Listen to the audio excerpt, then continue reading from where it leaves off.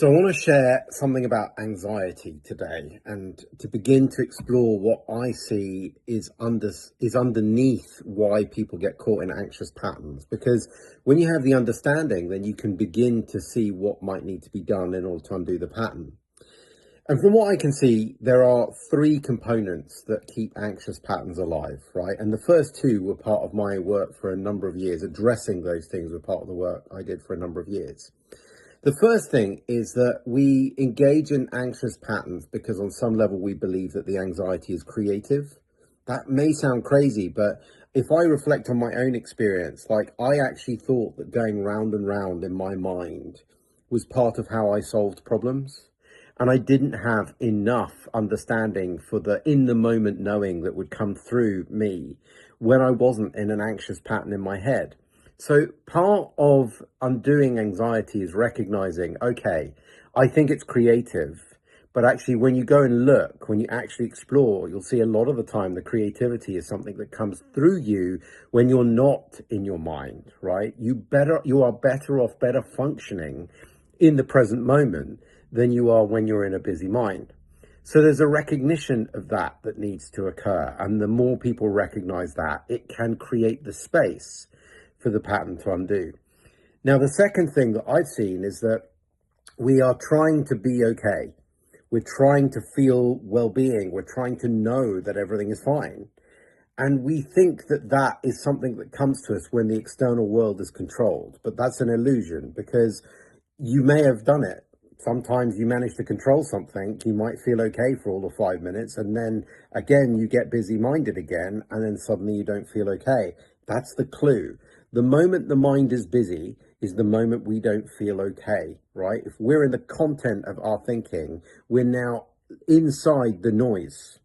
And it's like going into a rock concert and wondering, well, hang on a minute, where's the quiet place in here? There isn't one. You leave the rock concert, right? So when we start to see there's a space before our thinking mind that is already quiet, that is what we're actually seeking, we're less inclined to go into that noise. Those first two misunderstandings and the insights that address them were a critical part of my work for a number of years. But there was always some people who would understand that, and it would not quite undo the pattern. So what's the third thing? Well, the third thing is your body gets caught in a certain sense, a certain feeling of safety or lack of safety. And it's because you've rehearsed being in this attempt to try and find well-being in the world, right? You've rehearsed trying to find it so many times that the body gets stuck in this state of fight or flight looking for something. And it's an automatic pattern. And what do we need to do to undo that? Well, that is sometimes something that does not undo from insight alone. That is something that has to actually be reinstalled back into us. We have to go into a coherent state and rehearse and remind our body that we are safe now. And when we don't do that, even if we've got all of the insights, right, and we understand, well, I don't need to overthink and the safe place is who I am, even if we get that, if we've not rehearsed safety and not remembered it over and over again, recalibrated our nervous system to that place, then we will keep getting caught in our head. Well, why? Well, the body will go into this sense of fight or flight automatically because it's used to doing that. And then the mind goes, oh, well, we're not safe. Well, what's the reason for that lack of safety? And it now starts scanning to try and find out what is the cause for this current feeling of lack of safety. And all it is a pattern that's on automatic pilot within our body.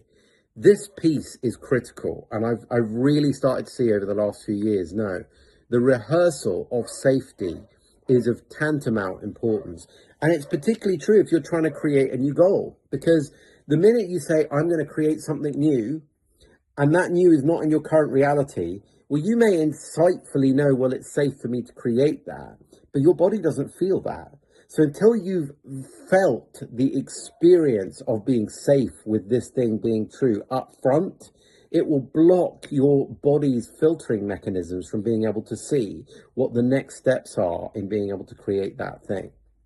So just a little reflection. If you've been caught in anxiety patterns, here's some thoughts that might actually be useful for you. Take care. Bye.